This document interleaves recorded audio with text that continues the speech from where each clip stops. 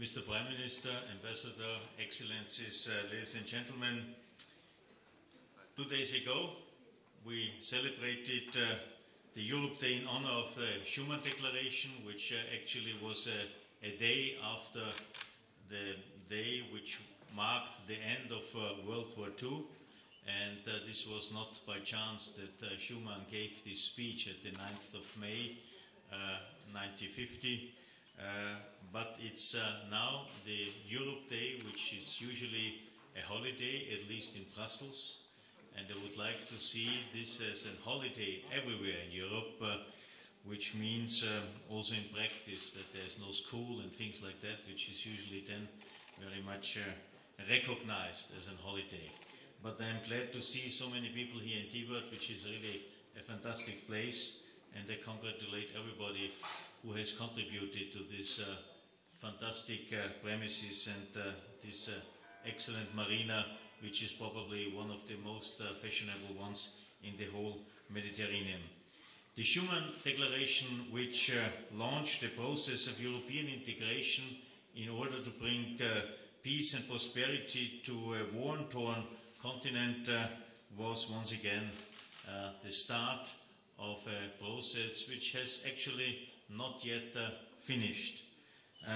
But nevertheless, we have come a long way since then through continuous deepening of integration and successive rounds of enlargement. So I'm really delighted to celebrate this moment here in Montenegro, the candidate country which is most advanced in its path towards the European Union. Just some months ago, the European Commission adopted its strategy for the Western Balkans, clearly confirming that the door of our Union is open to the Western Balkans. In the words of President Juncker, I quote, "In the future, the European Union will be more than 27. Correctly, but unfortunately, he anticipated already the exit of the United Kingdom. This is an historic moment for Montenegro, the countries of the Western Balkans, the region, and Europe. The strategy is a very important political signal of encouragement, but now it's up to you to build on that momentum. It's a fantastic opportunity, but much work lies ahead and there is no time to waste. The strategy is not a blank check. It's a process in which established conditions have to be met. This will require a steep acceleration of reforms. Montenegro's leaders therefore need to make a political and societal choice to embrace European Union values, not only on paper, but fully in practice. Let us not forget that the process of preparing for the European Union membership is as important as the final goal. It is not a paper exercise. It delivers cleaner water, better air, and safer food in Montenegro. This also means improved rule of law for the benefit of individual citizens and businesses alike. Rule of law and economic development go hand in hand. This is the model which the European Union itself is founded upon. It's thanks to this smart mix, I have to say, of democratic values, fundamental rights, and free market economies that the European Union managed to build its prosperity. Strengthening the judiciary, stepping up the fight against corruption and organized crime, ensuring an enabling environment and genuine cooperation with civil society organizations are key challenges that have a real impact on citizens' lives, employment and business opportunities, and creating an environment that fully guarantees the freedom of expression and of the media. In this context, I'm deeply concerned about the shocking armed assault on the investigative journalist Olivera Lakic.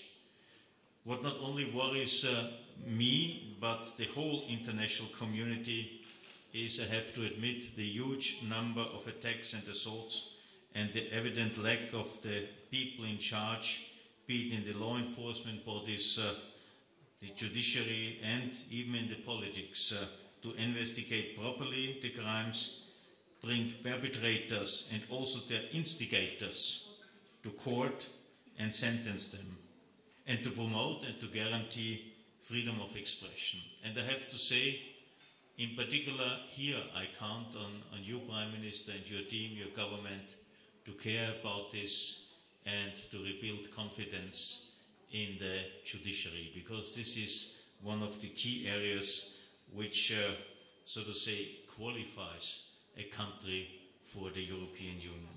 The safety and freedom of the press is a broader indicator of the rule of law in a democracy, and therefore critical on Montenegro's European path. Ladies and gentlemen, there are no shortcuts or free passes on the way to the EU. The fundamentals first approach still stands, and any further accession will be purely merit-based. The criteria are clear, the challenges are clear, they have not changed, the ball is very much in Montenegro's court. To help addressing these challenges, the Commission has put forward 6 flagship initiatives under which it announces the EU's intention to support real progress, reform and change in the region.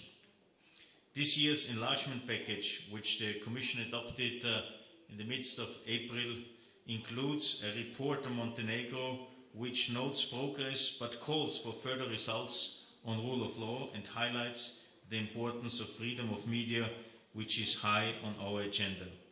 It reinforces the message of own merit as a key principle of enlargement policy, and it shows yet again that this policy is not an end in itself, but it is a strategy of exporting stability to our immediate front yard.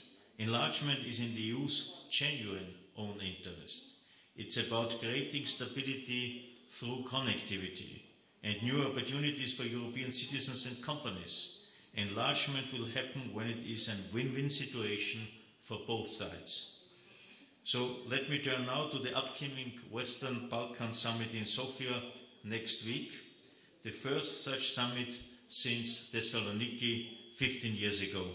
This will not only be an opportunity to reaffirm the region's European perspective, but it should also strengthen links between the EU and the Western Balkan in infrastructure, digital and human connectivity, and bring us closer together to tackle common challenges. It will be a great opportunity for the Western Balkans to confirm your commitment to reform and good neighbourly relations and regional cooperation, and I am very grateful that Montenegro sets an example on this key criterion.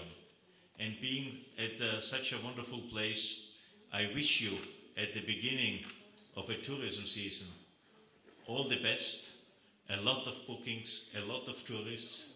It's the key business sector of this country, the sunny state of the region. So I wish you all the best. Economy is important, but rule of law is equally important. Both together is what counts, and where we have experienced, if the one sector is doing well, the other sector is doing the same, and vice versa. In this respect, I wish you all the best. Thank you for attention, for coming, sharing this evening with us, and I would propose a toast to the European future of Montenegro. Thank you very much.